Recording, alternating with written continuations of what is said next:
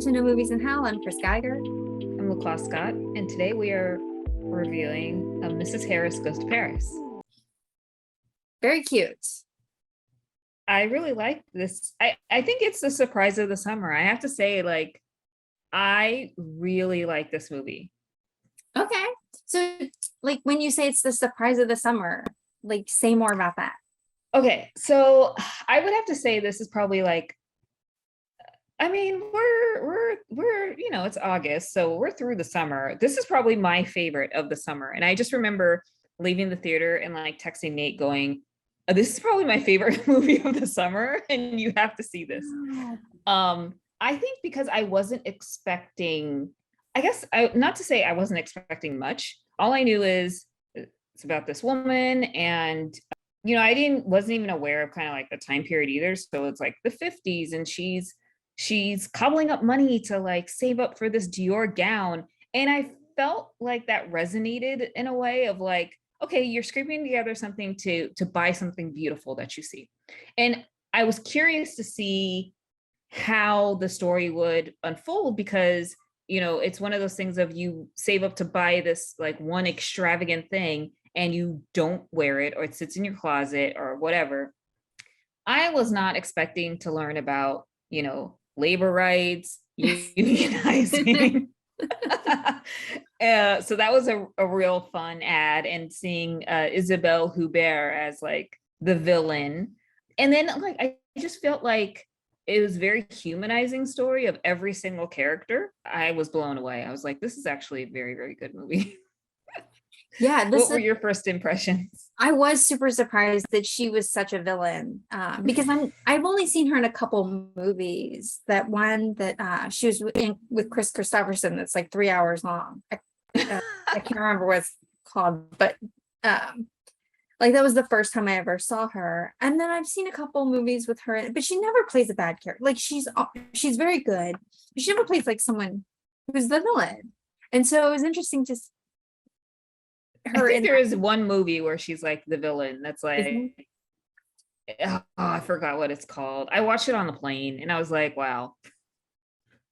And she's not really, she plays the villain role in this, but really she's just French. Yes, exactly. I yeah. have this way of doing things, and this is how you do it the proper way. And of course we're not going to do it a different way. That's craziness. So yeah. I don't know that I would consider her villain, or she's just very French. Yeah. I was disappointed in the romantic sort of connection with her and the widower. Yes. Yeah. I thought that was going to develop more. I loved her friend. Oh yeah. Her friend. I thought it was great. Well, I was disappointed at that the romance didn't happen in France. However, she still had the Jason Isaacs character at home. You know what I mean?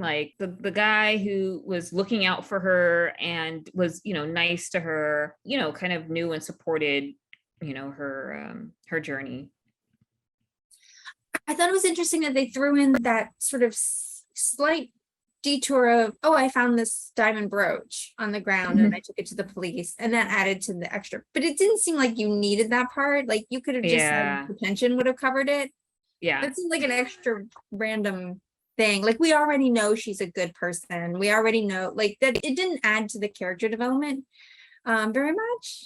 Yeah. So I thought because it was almost like a 3 type thing. It was oh, you're getting the pension and this happened and this happened. It's how many other indicators do you need that you're gonna go and get to France? But I liked how it was almost a little realistic in that sense of all the hurdles of okay, I got to do this thing, and then I have to stand up for myself and get the money that I need from these people who don't want to hire me, or the people who hire her are just so irresponsible.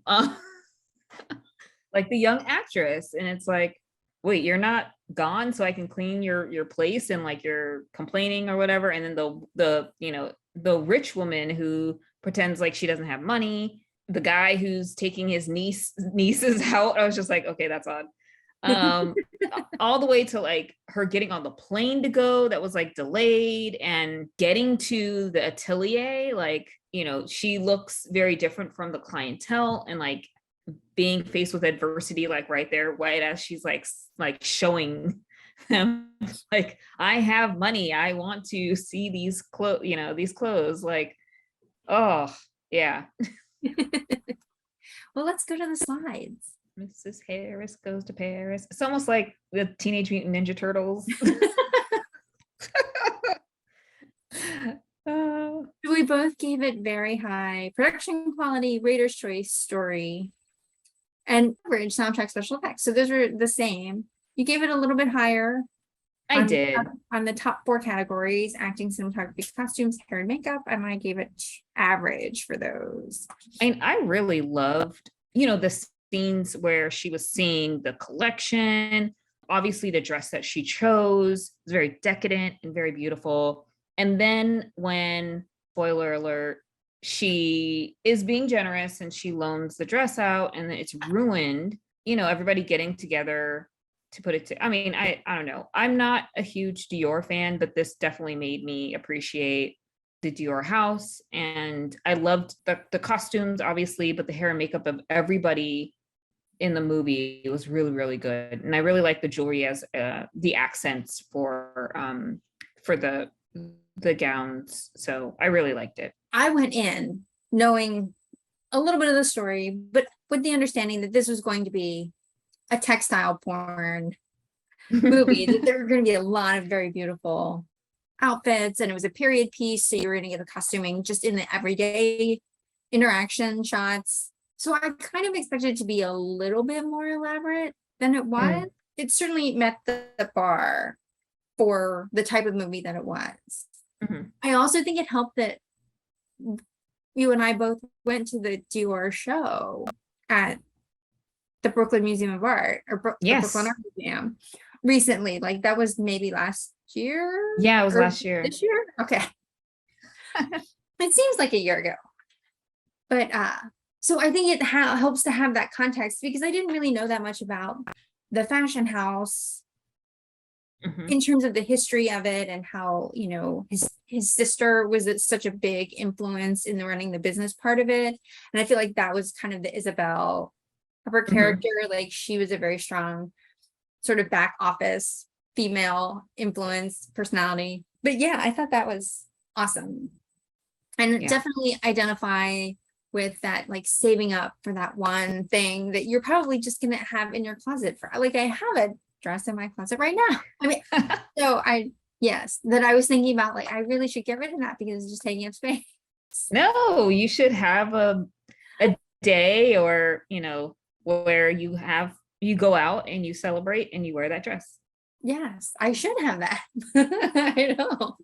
It's funny, like it really reminded me, like I walked out of the theater and I remember going to a work dinner downtown, and these women that sat next to us, they were wearing like Bridgerton outfits, like full on ball gown, like crinoline, everything, even with like gloves.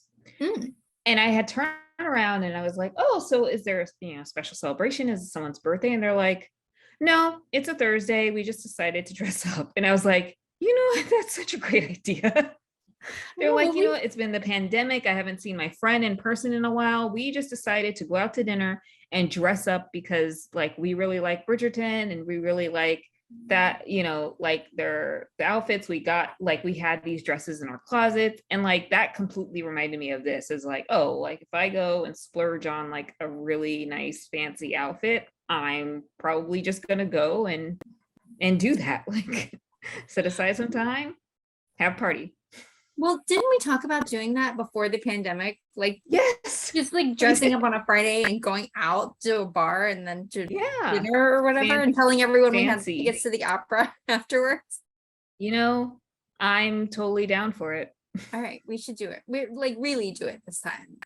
Yep. And also, like I read recently that in England they do Peaky Blinders theme parties. Like people who are really big fans of the show will like dress up and they get the haircut. Like if the men get the haircuts and they wear the whatever those newsboy caps, and the women dress, like Aunt Polly, and yeah, it's like a whole thing over there. Wow. Well, we definitely need to to do this because I just found it so inspirational. So Yes, we'll pick a Friday or Saturday soon and plan it. Do you have anything to plug in this episode? not really. I mean, we're winding down the summer. Best of summer episode coming soon. Winding down with the last couple of movies that are out. So looking forward. How about you? Do you have anything to plug? We hosted the I Heart Korean Movies event for Emergency Declaration, and we had 2 people, which is 2 people plus me, which is a record because we've never actually had that many people at an I Heart Korean Movies meetup since I took it over right before the pandemic hit. But we had 2 people, so that was exciting, and that was just this past weekend. So I may put up an Instagram rating on that, but it's a good movie. I recommend horror, plain horror, but very Korean. So, like production value, very high. All right, everybody. Thanks for watching. We'll see you next time. Thank you. See you.